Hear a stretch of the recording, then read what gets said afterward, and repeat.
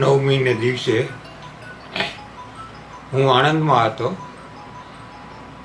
અને ફરાળ મેં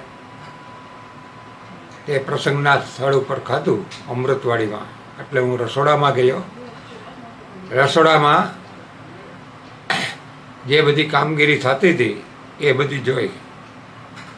તેમની સાથે તેમની બધી દરેક વાનગીઓનું પણ શૂટિંગ ઉતાર્યું.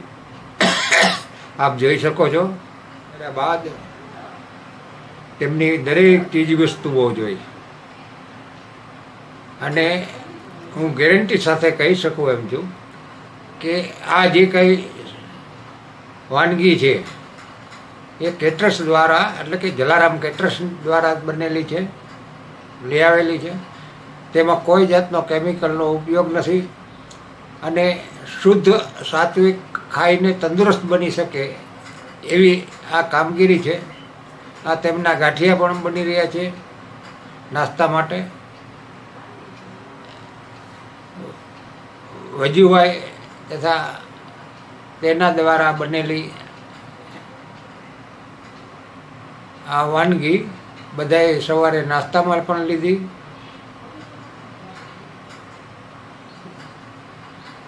આ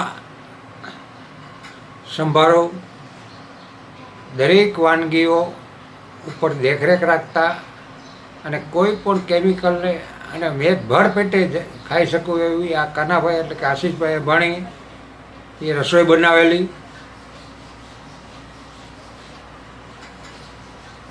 હવે આપને આ રસોઈનું મેનુ દેખાડીએ છીએ.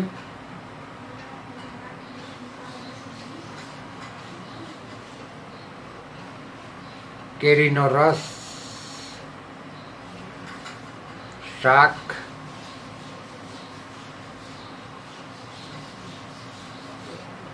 પંજાબી શાક, ચટણી,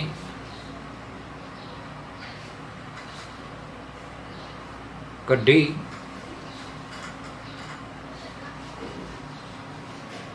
ભાત,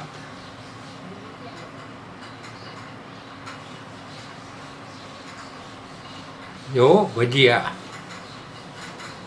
રોટલી અને ભરપેટે આનંદ, છાશ સાથે આનંદ કરેલો. જનરલી કેટરર્સવાળા એવું કંઈક કેમિકલ નાખે છે કે ખાધા પછી ખાવા બેસીએ તો ભૂખ હોય પણ જરીક ખાધા પછી આપણને ભૂખ લાગતી નથી અને આ રીતે આપણી સાથે ઓલું કરે છે. અને આપણા સગા સંબંધીઓને તંદુરસ્ત રાખવા માટે જલારામ કેટરર્સનો સંપર્ક કરો.